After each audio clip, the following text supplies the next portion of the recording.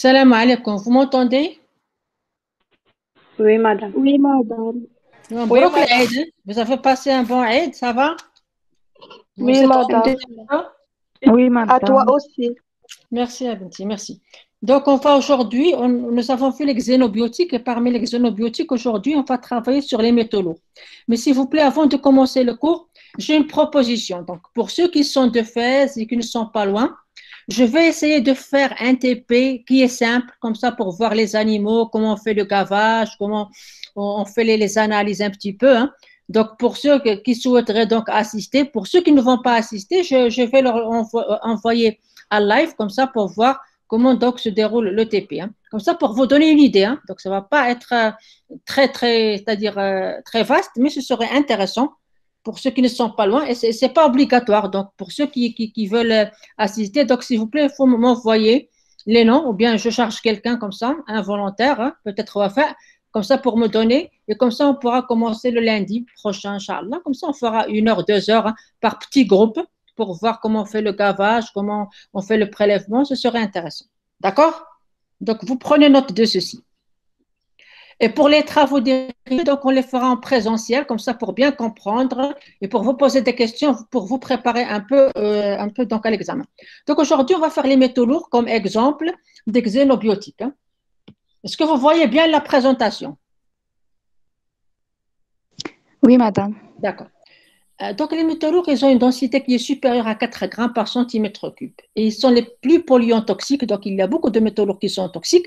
Mais nous, on avait un projet européen que j'aurai l'occasion de vous présenter comme exemple. Et on avait travaillé dans la région de Fès-Boulman avant pour voir l'effet du plomb, du mercure et du cadmium. Donc ce sont les 3 métaux lourds qui vont être investigués dans ce cours-là. Il y a l'arsenic, il y a le chrome, donc il y a beaucoup de, c'est-à-dire d'autres métaux. Mais nous, on s'est focalisé sur ces 3 polluants toxiques parce que vous allez voir leur effet et leur pharmacocinétique, c'est-à-dire leur toxicocinétique. Donc, ils sont liés au développement des civilisations, on va voir. Et donc, la contamination, il est très importante donc, au cours du XXe siècle. Donc, ils vont s'accumuler dans les sols, dans les sédiments et dans les chaînes trophiques. Donc, les usages sont sévèrement contrôlés, mais le problème, c'est qu'ils sont des toxiques qui sont cumulatifs, mais on va voir, c'est-à-dire leurs effets à plus long terme. Donc, c'est pour ça qu'ils sont très toxiques avec le cocktail. Alors, lorsqu'on parle du cadmium, donc le cadmium, c'est un métal du XXe siècle. Plus de 65% des émissions totales ont eu lieu entre 1960 et 1990. C'est un sous-produit de l'industrie du zinc et du plomb, auquel il est associé dans la nature. Donc, il a les batteries, on va voir, à base de plomb. Donc, les émissions anthropogéniques du cadmium, donc, ils ont commencé à partir de 1960. Alors, ça, c'est très important, s'il vous plaît. Alors, quelles sont les sources d'exposition au cadmium? Donc, pour tous les métaux lourds, que ce soit l'arsenic, que ce soit le cobalt, ce que vous voulez, il faut toujours suivre ce plan. Donc, on va parler de sources d'exposition au cadmium, par exemple au chrome. Donc, chaque fois, donc, il y a des sources qui sont professionnelles, donc qui sont dues à des professions, ou bien environnementales, qui sont dues à l'environnement, ou bien au mode de vie. Donc, pour le cadmium, c'est la production et l'utilisation du cadmium, c'est-à-dire ce sont les batteries à base de nickel et de cadmium et les alliages spéciaux. Donc, c'est professionnel. Et vous savez, l'environnement, ce sont des aliments qui sont contaminés. Donc, on voit que les poissons, les crustacés, donc ils sont contaminés par le cadmium. Le mode de vie, c'est le tabac, parce que la charge corporelle, il est doublé chez le fumeur. C'est-à-dire que les gens qui fument, ils ont un taux d'imprégnation de cadmium qui est très élevé. Donc, c'est un facteur de risque pour les pathologies. Donc, vous avez la profession, les batteries, l'environnement, les aliments contaminés, dans les sols contaminés, et nous avons le mode de vie qui est l'exemple du tabagisme, donc le fumeur. Donc, c'est pour ça, lorsqu'on veut doser le cadmium, il faut donc doser le cadmium chez les gens qui n'ont jamais fumé, chez les ex-fumeurs qui ont fumé avant, mais qui ont arrêté de fumer, et prendre les témoins pour comparer le niveau d'imprégnation avec ce métal. Alors, quels sont les apports? Donc, je vous avais dit que dans la toxicologie, nous avons les apports optiques, nous avons intake. Alors, l'optique, c'est les apports. Donc, à quel niveau on va doser les apports? Donc, nous avons dans l'air, dans l'eau potable, dans l'alimentation, et je vous ai dit dans le tabac parce qu'il est riche en cadmium. Donc, lorsqu'on voit dans le milieu rural, dans l'air, c'est 0,0015 microgrammes par jour, pas une grande contamination. Dans le milieu urbain, c'est 0,03 microgrammes par jour. Dans le milieu industriel, c'est 0,06. Alors nous, on a fait ça au niveau de la région de Sfro, de Fès, au niveau de Bensouda, donc au niveau d'une région rurale qui s'appelle Anossar, et on a dosé le cadmium plomb mercure au niveau donc du sang et des urines des enfants et des femmes. C'est très intéressant. Je vais vous projeter, c'est-à-dire ce projet la semaine prochaine, Charles. Donc, l'eau potable, donc, il faut que ça soit inférieur à 0,05. Donc, c'est-à-dire qu'il ne faut pas qu'il y ait du cadmium dans l'eau potable parce que ça a un risque pour la santé. Alors, vous voyez qu'au niveau de l'alimentation, 1 microgramme par jour. Donc, 90% de l'alimentation chez le non-fumeur. Donc, les gens qui ne fument pas. Donc, on peut trouver dans notre alimentation du cadmium. Donc, ça dépend, donc, c'est-à-dire le dosage qu'on va faire. Est-ce qu'il y a, par exemple, une pollution avec le cadmium, donc on doit la mesurer, donc on doit mesurer dans l'air et dans l'eau potable et dans l'alimentation. Alors, vous voyez que le paquet de tabac, on a 1,4, donc c'est 50% de la fumée de cigarettes chez le fumeur. Donc, les gens, comme je vous avais dit, le tabagisme passif, par exemple, si vous êtes dans un café et qu'il est clos, et les gens qui vont fumer, donc cette fumée va se répartir, et là, donc si vous respirez, vous allez inhaler, et ça peut donc avoir des effets néfaste pour la santé. On va donc voir ceci. Donc, il faut voir l'apport optique. Alors, quel est le métabolisme du cadmium? Alors, nous avons vu que dans la toxicocénétique et la pharmacocénétique, nous avons ADME, c'est-à-dire l'absorption, la distribution, métabolisme et excrétion. Alors, par le tractus gastro-intestinal, nous avons 5% qui sont absorbés. Et par inhalation, 15% qui est donc inhalé. Donc, quand même, donc c'est 15%. La distribution donc, se fait dans le foie et les reins. Et nous avons donc la fixation à des métalloprotéines.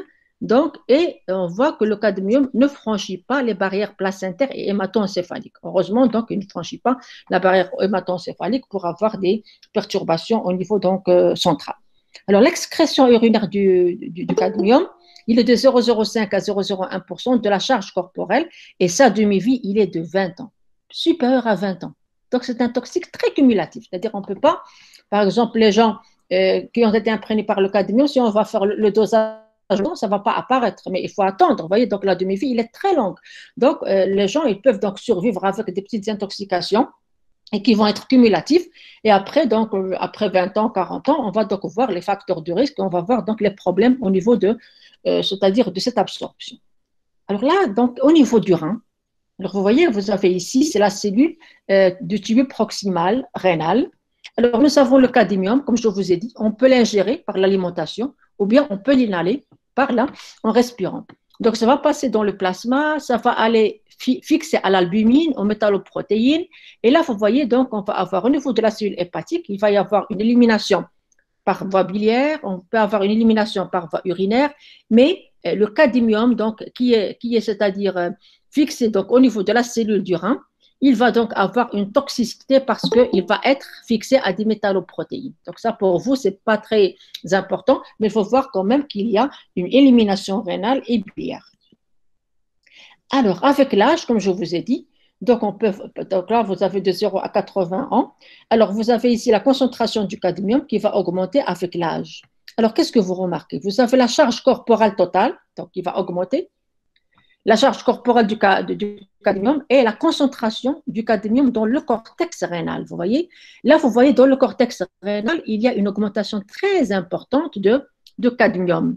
Alors que dans les urines, on voit qu'il est inférieur à 2 microgrammes par gramme de créatinine. On va revenir à ça, parce que la créatinine, donc c'est ça qu'on va faire en TP, c'est un marqueur de la fonction rénale. Donc, on doit doser la créatinine par un dosage colorimétrique.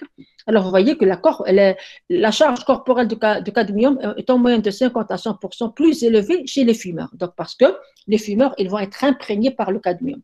Donc, vous voyez que la fixation se fait au niveau du cortex rénal, alors que l'excrétion urinaire du cadmium, il est inférieur à 2 microgrammes par gramme. Donc, il faut savoir comment l'analyser. Donc là, il faut une absorption atomique, il faut une torche à plasma. Et nous, on a fait tout ceci en Suède et on a travaillé dans un projet européen. Et je vous montrerai les résultats que nous avons trouvés, donc du cadmium, du plomb, du mercure au niveau des urines et du plasma. Alors là, l'intoxication aiguë. Donc, c'était en Belgique qu'on avait trouvé l'intoxication par le cadmium en 1858. C'était un valet de chambre intoxiqués par une poudre à récupérer l'argenterie. Vous voyez, donc là, nous, on a l'argenterie au Maroc, donc avec quelle poudre on va c'est-à-dire la nettoyer pour qu'il brille. Alors là, on utilise des poudres et nous, on ne sait pas qu'est-ce qu'il y a dans ces poudres-là. Il y a le cadmium, hein. Donc, il y a le cadmium. Donc, il y avait un valet de chambre qui récupérait l'argenterie et qui la lavait. Et après, donc, il a été intoxiqué par le cadmium. C'était le premier cas qui a été donc décrit en Belgique. Alors, par inhalation, je vous ai dit qu'on a l'inhalation, c'est-à-dire par la respiration. Alors, quel est l'organe cible du cadmium par la respiration? C'est le poumon. C'est très important. Qu'est-ce que nous avons dans les poumons? Nous avons les alvéoles pulmonaires qui sont la cible. Donc, le cadmium va se fixer et va avoir une réaction inflammatoire qui est réversible si l'exposition est modérée, mais on peut avoir une pneumonie chimique mortelle dans 15 à 20% dans un délai de 1 à 3 jours. C'est-à-dire si on a une concentration qui est élevée de 5 mg par mètre cube pendant 8 heures. Si on a une exposition donc à long terme. Donc là, on peut avoir dans l'inhalation, on peut avoir donc une pneumonie chimique qui peut être fatale. Alors, on a vu qu'il y a aussi par ingestion, c'est-à-dire par voie orale. Alors, la voie orale, quel est l'organe cible? C'est le tractus gastro-intestinal. Donc, vous avez la cible pour l'inhalation, c'est le poumon, et la cible pour la voie orale, c'est le tractus gastro-intestinal. Donc, on peut avoir une gastroentérite aiguë avec des nausées, des vomissements et des diarrhées. Et on peut avoir un décès avec insuffisance rénale aiguë. Donc, le décès peut survenir avec des concentrations allant de 300 à 1500 mg. Donc, c'est très important de faire, donc vous avez compris, il faut analyser la teneur en cadmium dans les matrices biologiques, dans le sang, dans le plasma, dans l'urine. On peut faire aussi dans les cheveux. Donc, il y a beaucoup de matrices qu'on peut utiliser. Donc là, c'est une intoxication qui est aiguë. Alors, l'intoxication chronique, il a été décrite en Suède en 1942 chez des travailleurs d'une entreprise qui fabrique des batteries, des accumulateurs nickel-cadmium. Alors, vous voyez que la santé au travail, il s'impose. Alors là, on a beaucoup de risques au niveau de la santé au travail. Les travailleurs, hein, la santé au travail, donc est-ce qu'on a les conditions, c'est-à-dire efficaces pour ne pas avoir des effets néfastes sur la santé. Donc aussi au Japon, dans les années 50, il y avait des femmes qui sont intoxiquées par la consommation du riz contaminé. Alors vous marquez, s'il vous plaît, la maladie Itaï au niveau du Japon. Donc c'était un bassin, une rivière qui contenait le cadmium et il irriguait avec l'eau, il irriguait le riz. Alors le riz, il a été contaminé par le cadmium, donc par le bassin de la rivière Jinzu.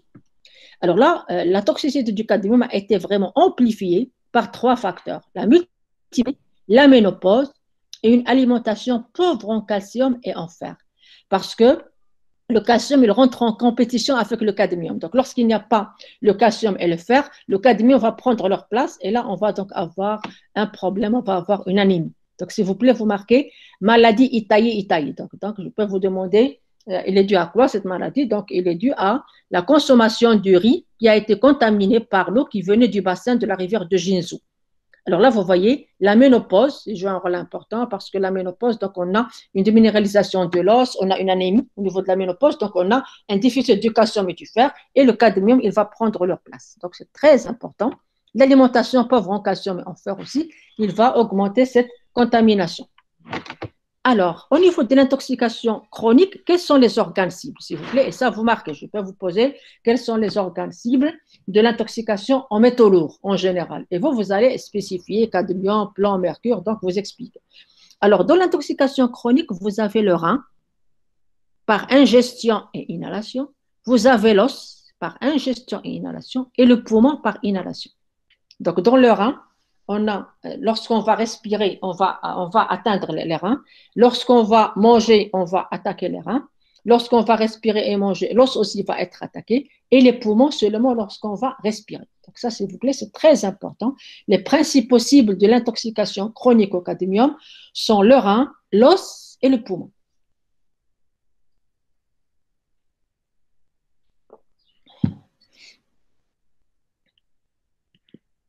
Alors ça, ce sont des photos que je vous montre, c'est très intéressant. Alors qu'est-ce que vous avez ici? C'est ce que je viens de vous dire, la maladie Itaï, intoxication par le cadmium au Japon.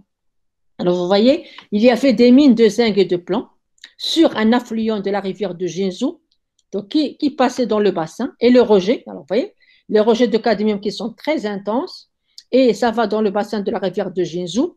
Et là, donc, ça a irrigué le riz. Alors, qu'est-ce qu'on a trouvé chez ces individus? Donc, après, parce que je vous ai dit que la demi-vie de cadmium, il est de 20 ans. Donc, c'est après une longue exposition. Donc, on avait trouvé que il y avait une atrophie rénale qui est due à des lésions. Alors, vous voyez que ça, c'est le cortex rénal. Vous voyez, il y a des lésions très importantes, donc il y a une atrophie du rein. Mais qu'est-ce qu'il y a aussi? L'ostéomalacie, c'est-à-dire c'est la décalcification de l'os, parce qu'on a une déminéralisation de l'os. Et là, donc, le cadmium va prendre la place. Et lorsqu'on a une alimentation qui est pauvre en calcium et en fer, donc ça va encore atténuer l'effet. Donc, la maladie Itaïe, donc ça veut dire que les cibles sont les reins.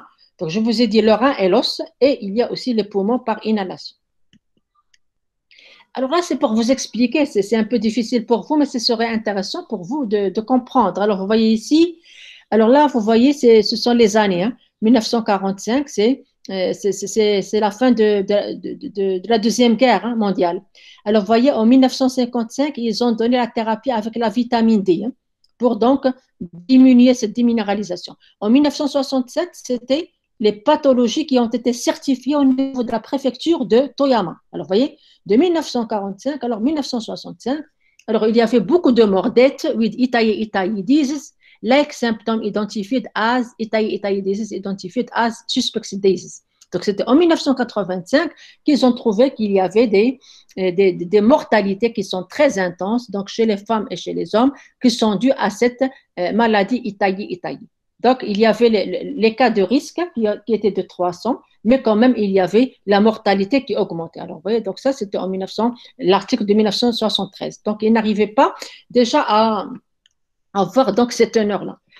Alors, il y avait beaucoup de régions qui ont été donc contaminées, la préfecture donc de Toyama, donc il y avait donc à Ishikawa, donc il y avait une personne. Donc là, au niveau de cette préfecture de Ishikawa, il n'y avait pas aucun cas qui a été trouvé. Alors, vous voyez, il y avait donc 5 personnes qui ont été donc au niveau de cette région-là. Donc, il y avait 9 ostéomalacies et une insuffisance rénale. Alors, vous voyez, donc là, ce sont des cas qui étaient répartis dans les régions polluées. Donc, il fallait faire un questionnaire et il fallait se déplacer, faire une enquête pour voir, c'est-à-dire l'épidémiologie à ce niveau-là. Donc, je vous ai dit qu'il y a aussi l'atteinte rénale. Donc, dans l'exposition, le rein a été lésé, hein. Et l'atteinte rénale, il est la conséquence de l'accumulation du cadmium dans les cellules tubulaires. Dans le cortex rénal, il y a une accumulation très importante du cadmium. Donc là, c'était la toxicité du cadmium dans le cortex rénal qui dépasse un seuil de 200 microgrammes par gramme. Et là, c'est très intéressant, vous voyez, c'est la concentration du cadmium. S'il vous plaît, vous marquez, le cadmium dans l'urine, il est égal à 10 microgrammes par gramme de créatinine. S'il vous plaît, ça vous marquez en rouge, hein, parce que je peux vous donner des petites questions. Alors, si la concentration de l'urine est de 10 microgrammes par gramme, comment nous, on va savoir qu'il y a une intoxication? À votre avis, comment on va voir l'intoxication? Parce que la concentration, donc, il est faible dans les urines, mais on ne peut pas savoir, il faut attendre 20 ans pour savoir ça. Non. Donc, on peut utiliser ce qu'on appelle les biomarqueurs rénaux. S'il vous plaît, ça vous marquez les biomarqueurs rénaux. Je reviendrai à ça la semaine prochaine. Les bio, c'est ça qu'on a fait dans le projet européen. Donc, les biomarqueurs rénaux, un biomarqueur, c'est-à-dire c'est une substance, donc c'est un outil biologique qu'on va utiliser pour voir est-ce qu'on est intoxiqué dans des conditions précoces. Par exemple, quelqu'un qui travaille dans une usine pendant une année, il ne sait pas, c'est-à-dire on ne va pas doser le cadmium parce qu'on ne sait pas. Il peut être normal le cadmium, mais après, il peut avoir des pathologies par la suite. Donc, qu'est-ce qu'on va doser? On va doser ce qu'on appelle les protéines, les transporteurs, comme l'exemple la rétinoque-binding protéine. C'est une protéine qui transporte le rétinol. Donc, c'est un marqueur. S'il vous plaît, vous marquez protéine transporteuse du rétinol. Ça, on va voir donc comment on fait ça. Alors là, c'est un biomarqueur qui est très important et qui va nous donner la néphropathie cadmique, c'est-à-dire la protéinurie tubulaire qui est due à une excrétion accrue de protéines de faible poids moléculaire comme la bêta-2 microglobuline. Et cette bêta-2 microglobuline, il va lier la rétine-binding protéine. Donc, c'est très intéressant. Donc, nous, on va donc analyser la rétinoque-binding protéine et voir comment il est sa concentration. Donc, si on parle de néphropathie, c'est une insuffisance donc, au niveau du rein avec le cadmium. Donc, c'est une protéine, une excrétion tubulaire des protéines qui est irréversible et qui peut diminuer la filtration glomérulaire. Donc, on peut avoir une insuffisance rénale lorsqu'on est exposé au cadmium. Lorsque le cadmium va s'accumuler de façon significative dans le cortex rénal. Alors ça, c'est comment donc on va doser ces protéines. Donc il y a l'albumine, il y a la bêta-2 microglobuline, et ceci, on le fait par l'électrophorèse sur agarose. Je ne sais pas si vous avez fait ça en TP, et cette électrophorèse, il va nous donner la migration des protéines urinaires qui proviennent de travailleurs qui sont exposés au cadmium. Donc là, c'est mon collaborateur, professeur Alfred Bernard, qui a fait ce travail en 1980, et c'est lui qui dose les biomarqueurs au niveau des protéines, donc qui vont être des biomarqueurs au niveau de l'insuffisance rénale qui est due au cadmium. Donc, nous avons vu qu'il y a des protéines au niveau du rein, mais on a aussi une atteinte osseuse. Donc, nous avons vu qu'il y a l'ostéomalacie, c'est la déminéralisation de l'os. L'atteinte osseuse, il survient après l'atteinte rénale, c'est-à-dire le rein qui est attaqué en premier. Et après, c'est la forme la plus grave, c'est l'ostéomalacie, qui a été donc décrite dans la maladie Itaï-Itaï. Donc, nous avons vu qu'il y a l'insuffisance rénale, il y a l'ostéomalacie, et il y a la conséquence de la perte de calcium. Parce que nous avons donc les lésions tubulaires. Donc, le calcium, il va être éliminé, et c'est le cadmium qui va exercer l'effet direct sur le tissu osseux. Donc, ça, c'est l'os. Je vous avais dit qu'au niveau des poumons, c'est-à-dire lorsqu'on va faire une inhalation, c'est le cancer de poumon qui a été décrit chez les travailleurs qui sont exposés au cadmium par inhalation. Alors, on sait que le cadmium, c'est un agent cancérogène pour l'homme. Groupe 1, IARC, c'est-à-dire c'est l'agence de recherche sur le cancer qui est à Lyon. Et là, donc, on voit que le cadmium, il est donc, c'est-à-dire comme cancérogène pour l'homme. Groupe 1. Donc, vraiment, c'est un agent cancérigène qui est grave. Alors, des cas de bronchite ont été décrits dans l'industrie. Et ça, c'est le rôle du tabac. Donc, les gens qui fument. Donc, là, on peut avoir l'emphysème, on peut avoir une bronchite qui est importante. Alors là, je reviens à ça parce que ça, c'est très intéressant. Alors, je vous ai parlé de quoi? De la rétinol binding protéine. Alors, s'il vous plaît, vous marquez rétinol binding protéine.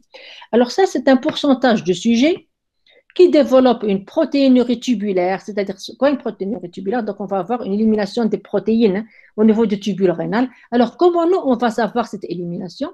Lorsque la concentration de la rétinol binding protéine, il est supérieur à 300 microgrammes par gramme de protéines. S'il vous plaît, ça, vous soulignez en rouge, c'est-à-dire en fonction des concentrations de cadmium dans l'urine et dans le sang. Donc là, c'est une population chinoise qui a consommé du riz contaminé avec le cadmium.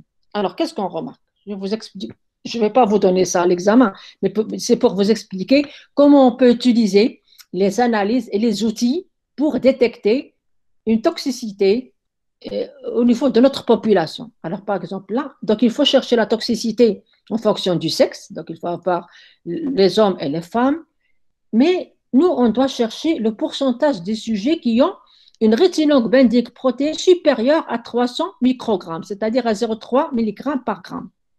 Alors, qu'est-ce qu'on a remarqué? Alors là, vous voyez ici le cadmium dans l'urine au microgramme par gramme de créatinine. Qu'est-ce que vous remarquez à partir de ce schéma? Est-ce que quelqu'un peut m'expliquer un petit peu? Alors, qu'est-ce que vous avez? Le pourcentage de sujets, c'est-à-dire qui ont une rétinol binding protéine supérieure, ça veut dire quoi? Qui sont déjà intoxiqués au cadmium, parce qu'on a une augmentation de leur biomarqueur. Alors, qu'est-ce que vous avez dans l'abscisse?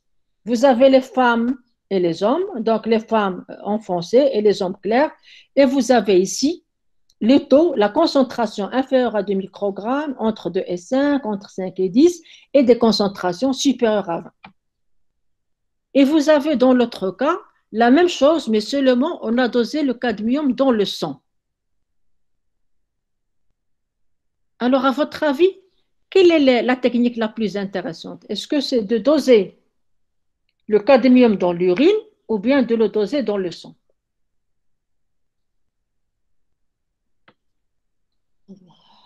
Madame, dans l'urine. Très bien. Je connais. Wafa. Enfin, alors, pourquoi, à ton avis, enfin, pourquoi dans l'urine? Qu'est-ce que tu as remarqué d'après ce graphe?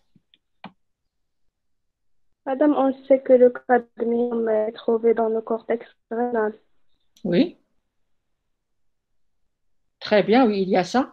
Mais qu'est-ce qu'on a d'après le graphe entre 5 et 10? Qu'est-ce qu'il y a, 5 et 10? Donc, il y a une augmentation dans l'urine, hein. Alors qu'entre 5 et 10, il n'y a pas une augmentation significative, vous voyez? C'est-à-dire, à partir de la concentration 5, 10 et 10, 20, on a déjà une augmentation significative. Mais si on prend dans le sang, quand est-ce qu'il va être significatif? À partir de quoi? De 10, 20 et lorsque c'est Yes, supérieur à madame. 20. Ça veut dire que la sensibilité de la technique, elle est plus sensible lorsqu'on dose dans l'urine que lorsqu'on dose dans le sang. D'accord? Et tu as bien expliqué, donc on a une accumulation de le cortex rénal. Donc c'est très intéressant. S'il vous plaît, ça, s'il vous plaît, il faut marquer, hein, parce qu'on peut vous donner un petit schéma ou bien un petit tableau, et donc c'est à vous, avec une phrase ou deux, vous pouvez expliquer. Alors, voyez, donc là, pourquoi on a utilisé la rétinol benzique protéine? Je vous ai dit que la normale, c'est inférieur à 300, mais dans les cas pathologiques, lorsqu'il est supérieur à 300, on a ces cas. Alors, vous voyez que on n'a pas détecté une augmentation significative lorsqu'on dose le cadmium dans le sang. Donc, c'est bien de le doser dans l'urine et aussi dans le sang. Alors, pourquoi dans l'urine, on a cette sensibilité? Parce qu'on a reporté à la créatine. Et c'est quoi la créatinine? C'est quoi la créatinine? Quel est le rôle de la créatinine? C'est un biomarqueur de la fonction rénale, hein. Lorsque la créatinine plasmatique augmente, on va avoir une insuffisance rénale. Donc, nous, au lieu de donner microgrammes par litre, ça aussi, c'est un deuxième paramètre, s'il vous plaît, à marquer. Dans le sang, on a donné par litre, donc ce n'est pas très sensible, mais dans le rein, on a donné par gramme de créatinine, c'est-à-dire par filtration glomérulaire. C'est-à-dire, si les reins ne filtrent pas bien, on va avoir une intoxication qui est très importante. D'accord? Vous avez compris? Donc là, on va vous montrer comment on calcule la clairance de la créatinine qui est égale à UV sur P. On va faire ça dans le TP et on va donner aux autres qui n'en vont pas assister pour donc que tout le monde comprenne bien. Donc, s'il vous plaît, ce schéma, il est très important. Donc, le biomarqueur au niveau du rein et qui est un biomarqueur du cadmium, c'est le rétinol binding protéine. Donc, c'est une protéine qu'on va donc doser et qu'on va donc voir. Et là, ces résultats, moi, je vais vous les donner la semaine prochaine à partir du projet que nous avons fait, le projet européen, parce que je n'arrive pas maintenant. J'avais un webinaire sur une conférence, donc je n'ai pas pu tirer le PowerPoint. Donc, comme ça, vous allez comprendre pourquoi on fait ça. Parce qu'il ne faut pas faire un cours sans avoir un impact. C'est-à-dire, au niveau de notre région, il faut voir quelles sont les études d'impact que vous pouvez donc sensibiliser et que vous pouvez donc résoudre par la recherche scientifique, par l'épidémiologie, par des questionnaires, par des enquêtes, hein, parce que l'élaboration des enquêtes, c'est très important au niveau, par exemple, des usines de textiles, au niveau des usines, par exemple, qui fabriquent le cuir, hein, parce que nous avons donc le cuir au niveau de la Médina, donc il y a le chrome qui est utilisé, donc à la place qui a été utilisé, donc c'est très intéressant d'avoir ces questionnaires-là. Alors là, donc, c'est la même chose, la rétinol benzique protéine. Alors, je vous ai dit qu'il y a un effet donc dose qui est important. Alors, comment on va faire le diagnostic? Donc, je vous avais dit, donc il y a les organes cibles, le rein, le poumon, l'os. Mais comment nous, on va faire le diagnostic? Comment? Donc, il faut faire un questionnaire, mais comment on va faire le diagnostic de cette intoxication? Donc, on va doser le cadmium dans le sang. Alors, s'il vous plaît, ça vous marquez. Le cadmium dans le sang, si l'exposition est récente, dans le cas normal, il doit être inférieur à 0,5 microgrammes par litre. Donc, vous voyez, c'est très faible. Et nous, le problème, c'est qu'il faut avoir des appareillages qui sont très sensibles. Donc, au niveau du Maroc, on n'a pas des appareillages qui sont sensibles parce qu'il y a l'ICP photonique qui se trouve au centre Curie. Donc, on peut mesurer les métaux lourds dans l'eau, dans les sédiments, mais au niveau des matrices biologiques, au niveau du sang et au niveau de l'urine, c'est très sensible. Il faut une ICP qui est couplée à la masse. Et ça, on ne dispose pas de l'ICP couplé à la masse. Donc, c'est pour ça que nous avons pris tous les échantillons avec la carboglace. On a envoyé par DHL. Et donc, le chercheur, il est allé en Suède et en Belgique pour faire les analyses parce qu'il faut les faire dans un seul laboratoire pour comparer les résultats de toute l'Europe. Parce qu'on a travaillé avec les pays scandinaves, avec la Chine, avec l'Équateur. Donc, il y a beaucoup de pays. Vous allez voir ça, c'est très intéressant. Et on a donc tiré des conclusions qu'on a données aux politiciens donc pour essayer de résoudre cette imprégnation donc par les métaux lourds. Alors, vous voyez, le dosage dans le sang, c'est 0,5 microgrammes par litre. Ça, c'est la normale. Il doit être inférieur. Hein. Donc, s'il est égal à 0,55, donc c'est supérieur. Donc, ce n'est pas normal. S'il est égal à 0,6, alors vous voyez, si on n'a pas un appareil qui est très sensible, on ne peut pas faire un dosage qui est intéressant. Alors, au niveau du cadmium urinaire que vous avez vu, donc la normale, il est inférieur à 2 microgrammes par gramme de créatine. Donc, par exemple, si on trouve est égal à 3 microgrammes, donc c'est élevé. Donc, vous voyez, c'est très sensible. Donc, on va dépister les lésions rénales. Alors là, les lésions rénales, donc on peut doser les protéines comme ce qu'on appelle la bêta-2 microglobuline. On peut doser la rétinobendique protéine dont je vous ai parlé. Et je vous ai dit que les concentrations de ces protéines sont inférieures à 300 microgrammes par gramme de créatine. Lorsqu'on trouve les concentrations supérieures à 300 microgrammes par gramme, ça veut dire qu'on a une intoxication au cadmium. Est-ce que vous avez compris?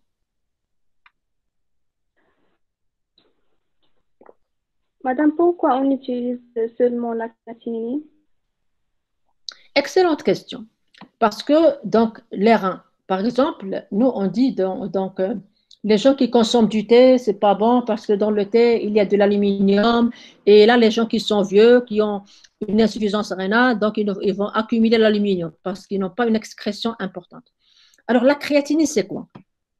Il dérive de quoi? De la phosphocréatine à partir du muscle squelettique. Hein? Et la créatinine, il est endogène. Il est produit au niveau du muscle, hein? Donc il est endogène. Donc on peut l'utiliser parce qu'il est filtré par le rein et il est excrété. Mais normalement, c'est une excellente question. La créatinine, il est sécrété à 10%.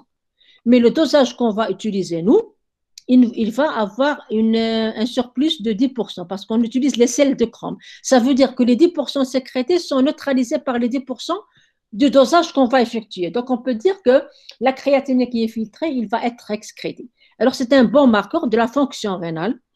Alors, on va calculer la clairance, c'est-à-dire la concentration urinaire fois le débit urinaire divisé par la concentration plasmatique. Et si c'est la clairance est égale à 125 millilitres par minute, on dit que la fonction rénale, il est normal.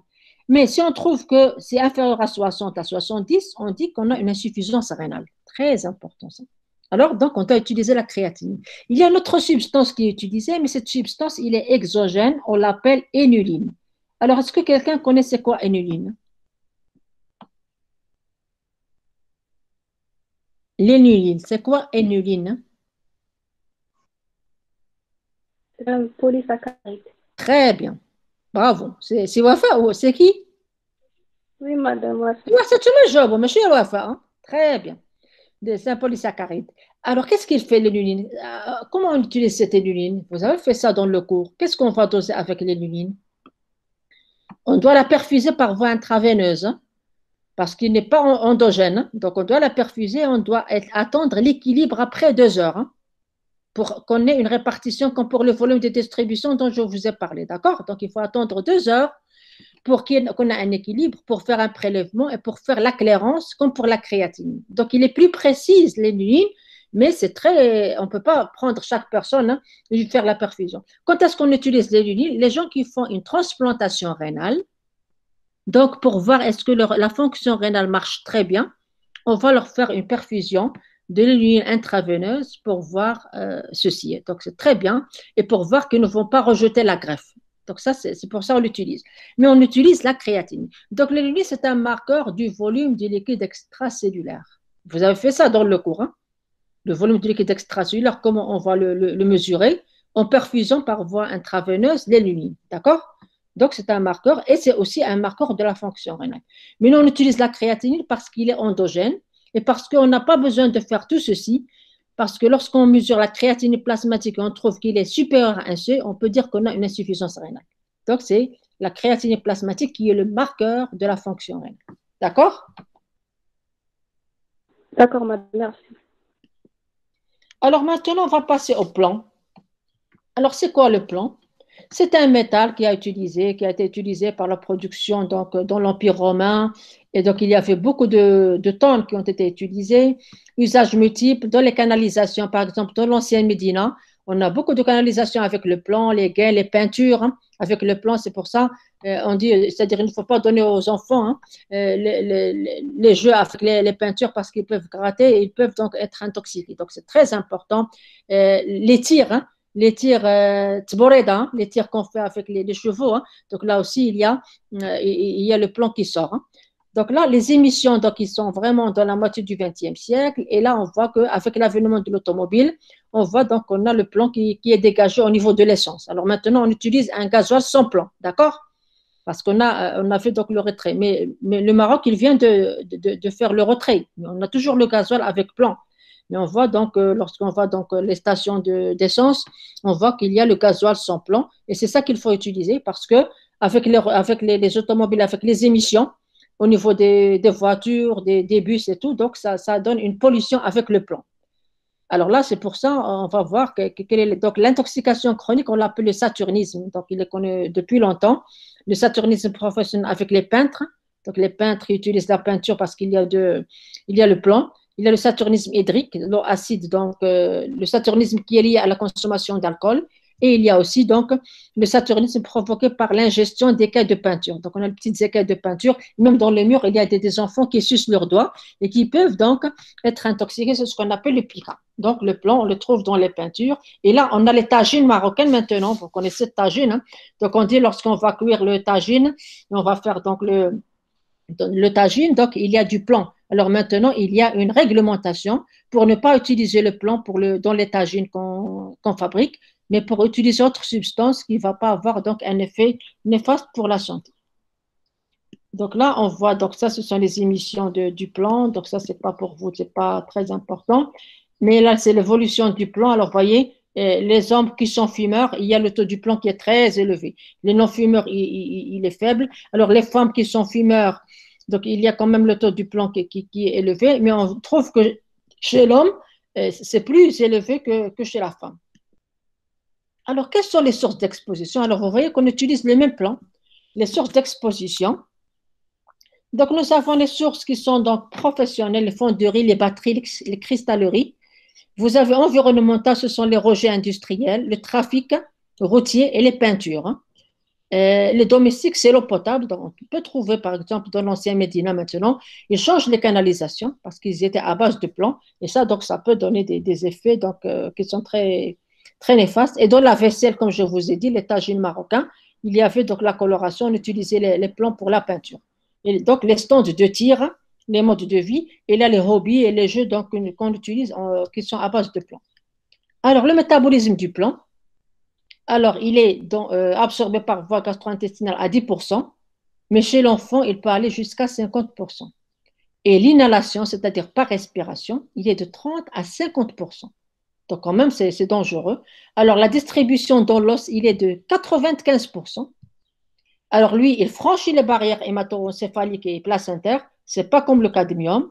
Et on va avoir une remobilisation dans le cadre de la ménopause et de la grossesse. Alors, l'excrétion se fait au niveau urinaire et biliaire et la demi-vie dans l'os, il est de 30 ans. Donc, c'est un toxique qui est très cumulatif, hein, très, très grave. Hein. Alors, vous voyez, ce n'est pas évident. Donc, il faut quand même faire attention pour ne pas avoir des décharges importantes. Alors, l'intoxication aiguë, c'est une encéphalopathie aiguë. C'est un délire, une convulsion. C'est-à-dire les gens qui sont intoxiqués avec le plomb, donc ils vont délirer, donc, et on peut aller jusqu'au coma et à la mort par inhalation, insuffisance rénale aiguë. Alors, par voie orale, on peut avoir des coliques, des encéphalopathies, des lésions rénales et hépatiques, on peut aller jusqu'au coma et à la mort. Donc, l'intoxication aiguë avec le plomb, il est quand même il est grave. Hein. Donc, au niveau du cerveau, parce que ça atteint la barrière hémato-encéphalique. Alors, les intoxications chroniques, alors s'il vous plaît, il faut faire un tableau. Parce que je peux vous demander les tissus cibles pour l'intoxication avec le cadmium, plomb, mercure. Donc, vous allez prendre. Alors, qu'est-ce qu'on a fait pour le cadmium? Qu'est-ce qu'on avait marqué pour le cadmium? Quels sont les principaux organes cibles pour le cadmium? Les poumons, les reins et les os. Très bien. Alors, pour le plomb, c'est le tissu hématopoïétique. Hein. Ce sont les hématies, donc on va revenir à ça. Le système nerveux central et les reins. Donc ça, ce sont les principes. Alors, vous voyez, lorsqu'on a un cocktail de métaux avec le cadmium, plomb, mercure, donc ça va s'ajouter et on va avoir un effet synergique qui est très grave. Hein. Alors, les tissus hématopoïétiques, c'est très important. Le plomb, il y a plusieurs étapes de la voie de synthèse de l'hème qui entraîne une anémie. Donc, lorsqu'on a le plomb, on va avoir une anémie. Et l'enzyme la plus sensible, vous avez fait, c'est la LAD. Et le dosage de la urinaire est un test d'exposition au plomb en milieu professionnel. Alors ça, c'est très intéressant. Donc là, je pense que vous avez fait ça en biochimie, la synthèse de l'hémoglobine. Donc l'hémoglobine à partir de l'hème et de la globine. Et vous voyez, donc il y a cette enzyme qu'on appelle acide delta-aminolevurique, c'est-à-dire c'est le précurseur. Vous voyez, donc il y a la lacérique et urinaire et il y a donc tout ce processus donc biochimique. Et donc, comment donc on a le plomb qui va agir sur la biosynthèse de l'hème et qui va provoquer donc, c'est-à-dire une diminution de la synthèse, une diminution de l'hémoglobine, on va avoir donc une anémie. Donc, il va agir sur les tissus hématopoïétiques. Alors, le système nerveux central, il y a une neurotoxicité qui est connue depuis longtemps. Il est surtout toxique pour le système nerveux central de l'enfant parce qu'il va affecter les fonctions connectives, c'est-à-dire l'acuité intellectuelle. Et là, on a fait ça avec le projet, on a mesuré l'acuité intellectuelle des enfants de la région Fès-Boulmen dans le temps, avec le milieu rural et industriel. On va vous montrer ça et on va voir que, alors vous voyez, une augmentation de la plombémie de 100 microgrammes par litre entraîne chez l'enfant une baisse de l'acuité intellectuelle de 1 à 3 points. C'est très grave ça. Donc les gens qui habitent dans des milieux dans lesquels il y a beaucoup de plomb, beaucoup de canalisation avec le plomb, il y a donc la vaisselle avec le plomb, il y a du plomb dans l'eau, donc ils vont être intoxiqués à 100%. Donc ces effets peuvent résulter d'une exposition prénatale, c'est-à-dire la femme qui est enceinte. Donc, il peut avoir, parce que le plomb, il passe par la barrière placentaire, donc il peut contaminer le fœtus. On peut avoir postnatal, c'est-à-dire le plomb des peintures du trafic. Et là, le mécanisme d'accumulation, donc il y a une interférence avec le calcium intracellulaire. Donc, c'est très important, cette intoxication donc, au niveau du système nerveux central. Alors, au niveau du rein, donc le plomb s'accumule dans le rein. Donc, on a des inclusions, vous voyez ici les inclusions à l'intérieur des noyaux. Et on a des néphrites qui débouchent sur une insuffisance rénale, des néphrites interstitielles. Et les effets rénaux sont cependant plus tardifs que les effets hématopoïétiques et neurologiques. Donc, s'il vous plaît, il faut bien analyser les organes cibles et quelles sont les pathologies qu'on peut trouver au niveau de ces organes cibles. Alors, comment on va mesurer l'intoxication par le plomb? On va doser le plomb dans le sang. Alors, on trouve chez l'enfant inférieur à 100 microgrammes par litre, chez l'adulte inférieur à 250 microgrammes par litre. Donc ça, ce sont des références internationales. Au niveau du Maroc, on n'a pas de standards. Alors nous, on a utilisé les standards de la Belgique pour comparer nos résultats. Je vais donc vous montrer la semaine prochaine. Alors, on a des signes cliniques biologiques comme la fatigue, comme l'anémie, comme les effets neurologiques. Et là, c'est très intéressant ce tableau. Il faut bien le lire. Alors, qu'est-ce que vous avez dans ce tableau? Vous avez la plombémie, microgrammes par litre. Donc, on commence par 100, on arrive jusqu'à 1500. On a les enfants et on a les adultes. Est-ce que quelqu'un peut m'expliquer un petit peu? Chez les enfants, quel est le seuil d'apparition de l'intoxication?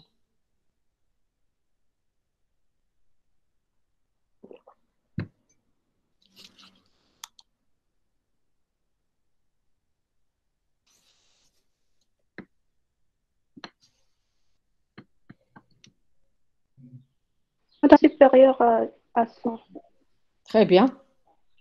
Donc, vous voyez, le passage placentaire, donc chez le fœtus, après l'enfant, donc il peut être attaqué, diminution de la croissance, au niveau de l'audition, diminution donc au niveau auditif, et l'acuité intellectuelle va diminuer.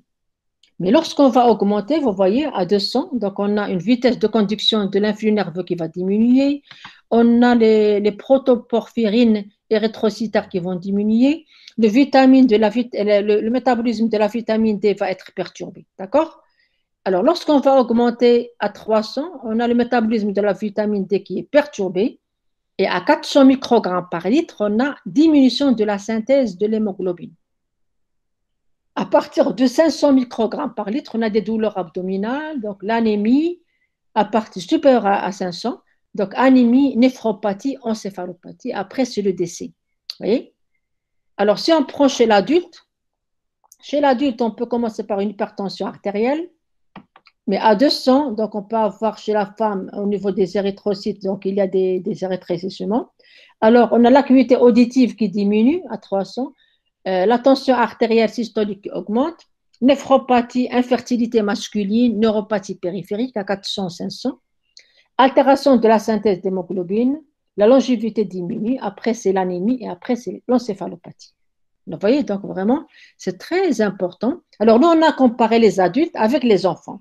Et on a fait des analyses chez les enfants et chez leur mère hein, pour voir donc la corrélation. Et ça, je vais vous le montrer, c'est vraiment très intéressant comme projet qui a duré 6 ans, de 2006 à 2012. On avait beaucoup d'argent, mais on avait beaucoup de chercheurs au niveau de l'Europe et on est le seul au niveau du Maroc, au niveau de la région. Donc, c'était vraiment intéressant. Alors, vous voyez que c'est très grave. Hein. Alors, maintenant, on passe au mercure. Alors, c'est quoi le mercure? Donc, le mercure, est-ce que quelqu'un a lu le petit livre Alice au pays des merveilles? Hein? Non, Hein? non, Non, personne. non.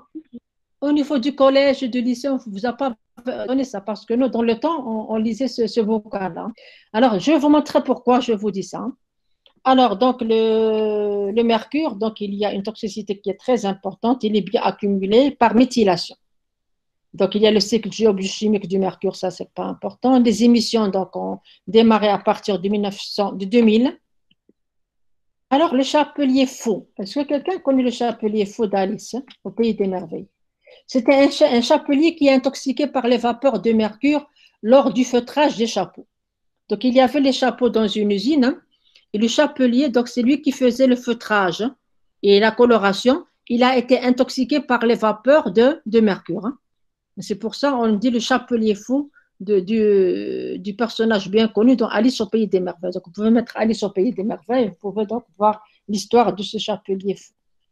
Alors, il y a la maladie de Minamata. Donc, je vous avais dit que pour le cadmium, c'est la maladie Itaï du Japon avec le riz contaminé. Et là, pour le mercure, c'est la maladie de Minamata, une tragédie qui est due à une intoxication par le méthylmercure.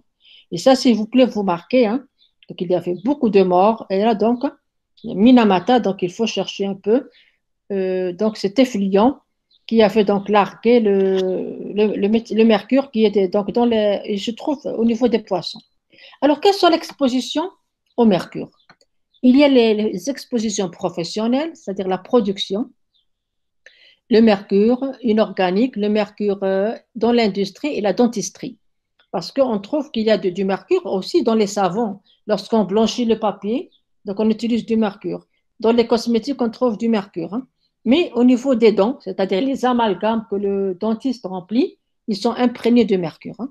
Donc vraiment. Alors c'est pour ça, dans le projet, on a trouvé que dans le milieu rural, il n'y avait pas de toxicité au mercure parce que les gens ne mangeaient pas beaucoup de poissons, ils n'allaient pas chez le dentiste. Hein. Alors, environnemental, c'est le méthylmercure et les poissons. Les poissons sont contaminés par le méthylmercure. Les amalgames dentaires, c'est le mercure à vapeur. Les antiseptiques qu'on utilise, il y a du mercure dans les antiseptiques. Les cosmétiques, donc je vous ai dit qu'il y a des savons pour le blanchiment de la peau. Les fongicides, les organomercuriels et les domestiques, c'est-à-dire les débris d'un thermomètre. Donc nous savons, les ampoules qu'on utilise pour l'éclairage, ils sont remplis, qui sont économiques, ils sont remplis de mercure. Donc si ce cas, si quelqu'un est touché, donc ça peut donner un problème grave. Donc c'est une source d'exposition. Les thermomètres aussi. Donc c'est pour ça qu'il faut faire attention avec les thermomètres parce qu'ils sont remplis de mercure. Donc ça, ce sont les sources d'exposition. Donc ce que je vous demande de voir, les sources d'exposition, les intoxications aiguës et chroniques et les organes cibles qui sont responsables de ces intoxications. Alors, intake, c'est-à-dire comment la charge du mercure. Alors, nous avons le mercure vapeur dans l'air, il est de 0,04 à 0,2 microgrammes. Dans les amalgames, vous voyez, c'est élevé, 4 à 20. Le mercure inorganique se trouve dans l'alimentation, donc il se trouve au niveau des poissons. Et aussi le méthylmercure parce qu'il est transformé. Le mercure va donner le méthylmercure, puis de 2 à 3 microgrammes par jour. Donc, il faut savoir doser ceci-là. Alors là, ce sont les intoxications donc avec le mercure dans certains pays, donc comme le Brésil. Hein. Donc, il y avait vraiment une intoxication qui était très élevée. Alors, augmentation du mercure urinaire dans le cortex cérébral en fonction de surface d'obturation avec un amalgame. Donc, vous voyez que l'amalgame dentaire aussi joue un rôle important. Alors, le passage de différentes formes, ce qui est grave. Donc, on sait que le mercure de plus ne franchit pas, ne va pas donner, donc s'il reste mercure de plus, il ne va pas franchir la barrière hémato-encéphalique et placentaire. Sauf lorsqu'il est transformé en mercure zéro, c'est-à-dire donc vapeur, il va franchir la barrière placentaire et hémato-encéphalique. Et le méthylmercure aussi, il va franchir. Donc c'est pour ça, nous avons dans les îles Seychelles, il y a beaucoup de poissons. Il y avait des femmes qui étaient enceintes et qui avaient donc mangé les poissons qui étaient intoxiqués par le méthylmercure. Et ça s'est passé au niveau du fœtus. On avait trouvé une hypertension artérielle du fœtus, donc il y avait une contamination parce qu'il y avait le passage par la barrière placentaire. Alors, le métabolisme du mercure inorganique, qu'on appelle HG2+, absorption de 5%, la distribution, donc c'est au niveau du rein, système nerveux central après réduction en Hg0, fixation sur les métalloprotéines, l'excrétion urinaire, mais la demi-vie, il est de 2 à 3 mois. Donc, ce n'est pas comme le cadmium et le plomb qui est de 20 ans et de 30 ans. Le métabolisme, donc l'absorption du mercure inorganique, qu'on appelle mercure métal ou vapeur. Donc, il y a inhalation. Dans 80% des cas, c'est l'inhalation. Il franchit très bien les barrières hémato-encéphaliques et placentaires, donc au niveau du système nerveux central. Chez le fœtus, il va être donc par oxydation en Hg2+, il va être fixé à la métallothionine. Et l'excrétion urinaire, donc au niveau du rein, ça va être de 2 à 3 mois. Alors, pour le méthylmercure, l'absorption, il est de 90%. Donc, il est absorbé au niveau cutané. Excellente absorption au niveau cutané. Donc, les gens qui vont utiliser ce mercure organique, c'est-à-dire le méthylmercure, donc dans les produits cosmétiques et tout, ça peut passer dans la peau et ça peut donc donner des dégâts graves. Donc, il va franchir les barrières hémato-encéphaliques et placentaires. Il va être excrété par voie biliaire, par voie fécale. Et la demi-vie, elle va être de quelques mois. Donc, vous voyez, donc il faut faire cette répartition entre le mercure inorganique, organique et le mercure à vapeur. Alors, les intoxications aiguës vont être donc, par exemple, les infirmières qui sont blessées avec un thermomètre et aussi à la suite de pénétration transcutanée du diméthylmercure. Là, ce sont des intoxications qui sont aiguës. Alors, le métal injecté dans la forme métal est très difficile à éliminer et peut entraîner donc des complications neurologiques et aussi au niveau des poumons qui sont très, très graves. Alors là, l'intoxication chronique, les effets par le mercure, soit inorganique ou bien organique, donc on peut avoir l'exposition au mercure vapeur, va donner une maladie neurologique qui est très précoce et qui va être caractérisée par le tremblement des extrémités. Donc là, le tremblement des mains, des lèvres et des paupières qui peut s'étendre jusqu'à la marche, ce qu'on appelle ataxie. Donc les gens ne peuvent pas marcher. Alors là, c'était une ordonnance qui a été donc écrite par un médecin et qui avait donc marqué, donc là c'est un cas par l'intoxication par le méthylmercure. Et là, donc, il avait donc donné des prescriptions au sujet malade.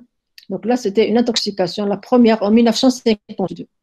Alors, le mercure inorganique, comme je vous ai dit, il donne des perturbations psychologiques, perte de mémoire, et qui peuvent déboucher sur la démence, ce qu'on appelle mad as a hatter, c'est-à-dire le chapelier fou, parce qu'il a inhalé, à 90%, il a inhalé le mercure, et là, donc, il a eu beaucoup de troubles, perte de mémoire et une irritabilité et une démence. Le mercure inorganique, il est toxique pour le rein. Il donne des lésions glomérulaires, c'est-à-dire une protéinurie glomérulaire qui est très sévère. Et les effets neurologiques surviennent lorsque la concentration est de 35 microgrammes par gramme de créatine. Alors, le mercure organique, qu'on appelle le méthylmercure, c'est-à-dire il est exclusivement, c'est-à-dire lié à la consommation de produits de la mer, c'est-à-dire les poissons.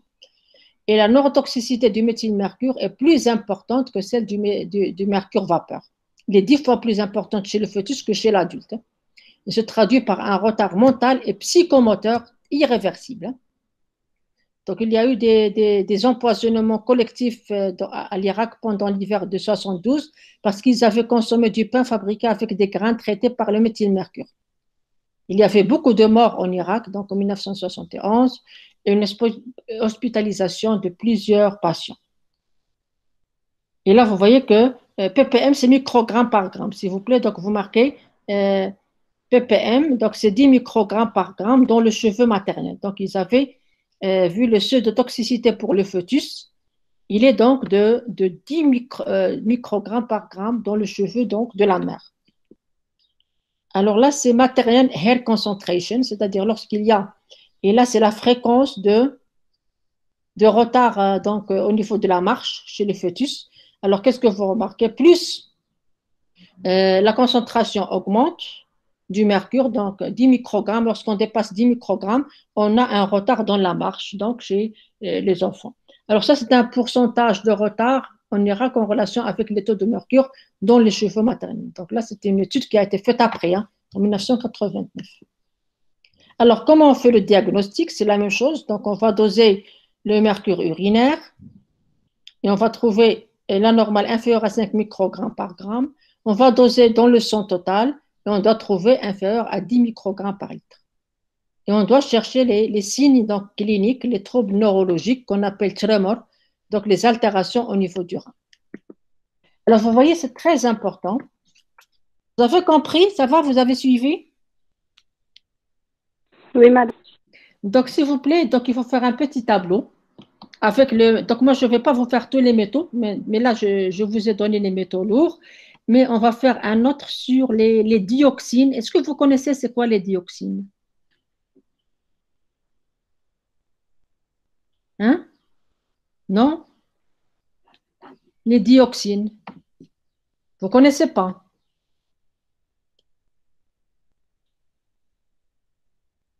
Est-ce que vous connaissez les dioxines? Non, madame. Très bien. Donc, je ne vais pas vous faire les pesticides parce que les pesticides, c'est connu, mais on va faire les dioxines donc, qui sont très riches en atomes chlore, qui sont très toxiques et qui émanent des feux de forêt, des incinérateurs de déchets. C'est très intéressant. Et on va faire les asphyxions. Donc, je vous ferai ces deux rapidement, comme ça, pour compléter le cours et pour faire donc les TD en présentiel. Et aussi, donc, comme je vous ai dit, s'il vous plaît, alors, Wafa, s'il te plaît, tu peux organiser un petit pour les TP, comme ça, pour me dire qui veulent assister. Donc, ce n'est pas un TP qu'on va faire sur 4 heures. Donc, on va vous montrer comment on fait le gavage. Vous allez voir, prendre des photos, faire le gavage vous-même. C'est intéressant. Faire la glycémie à partir de l'œil. C'est-à-dire, on va prendre des rats diabétiques, on va faire la fonction rénale, comment on dose la clairance de la créatinine. Donc, moi, je vais organiser ça. Comme ça, on commence la semaine prochaine. Mais il faut faire que tu me donnes les créneaux qui sont libres. Hein. Comme ça, on va s'organiser pour vous dire à quelle heure vous allez voir et on va faire un calendrier que je vais vous projeter. Mais parallèlement à ceci, je vais vous mettre dans la plateforme les TP, la simulation des TP. Hein. Comme ça, vous allez lire ça. Et même pour ceux qui ne vont pas assister et qui sont loin, donc ils peuvent bénéficier de ceci. Et on peut vous poser des petites questions. Donc, on fera pour tout le monde avec le TD. Et comme ça, on peut inclure les petites questions du TP avec le TD et l'examen, donc pour un peu avoir donc une marge et un quota qui est important. D'accord? Donc, on fait ça. Donc, j'ai reçu le TD d'un binôme, d'un trinôme, je pense. Alors, je souhaiterais bien que vous fassiez le TD et que vous me l'envoyez.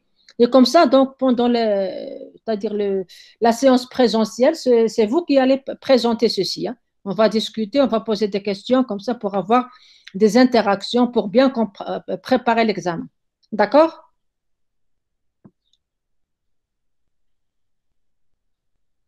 Donc, on a terminé cette partie. Donc, la semaine prochaine, on fera les résultats du projet européen. On fera les dioxines, ce qui est important. La semaine d'après, on fera les asphyxions, Inch'Allah, et on termine. D'accord? Eh bien, bonne chance. Je vais vous mettre donc le... Oui? Madame, le dosage des métaux lourds, on fait toujours par les biomarqueurs. Non.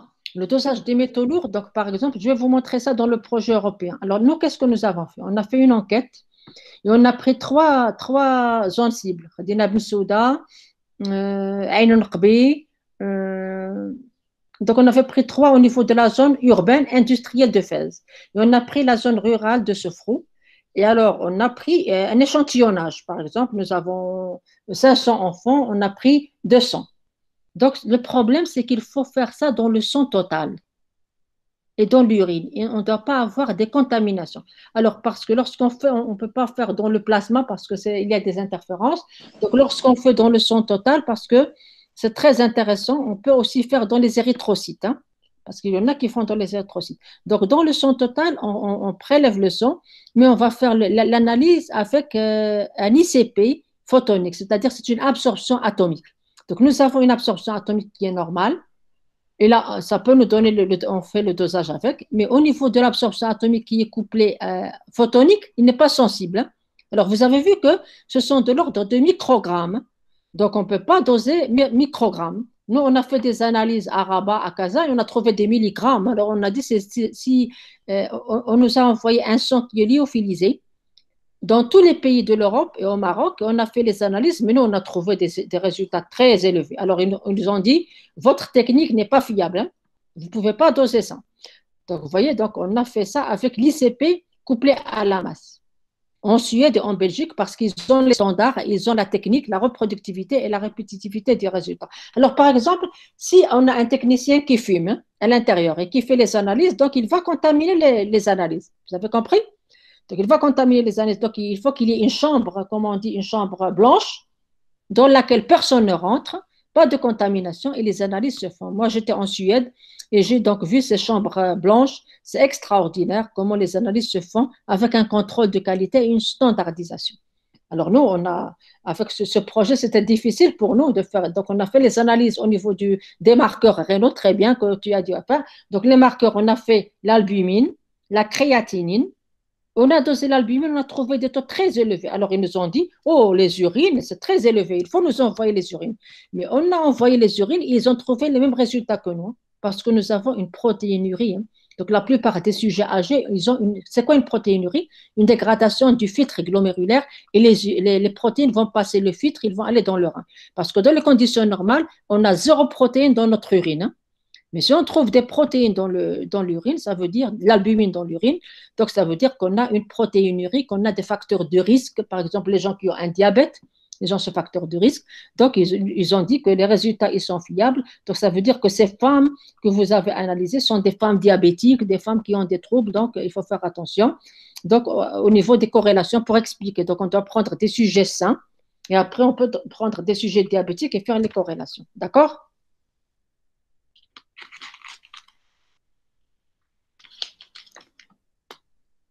C'est bon, pas d'autres questions, ça va?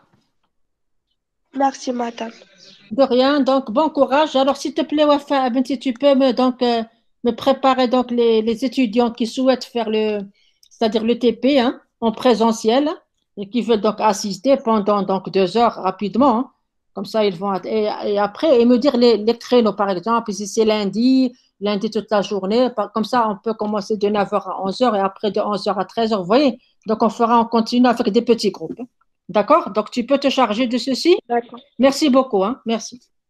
Bon courage. Et à vous. Merci. Merci.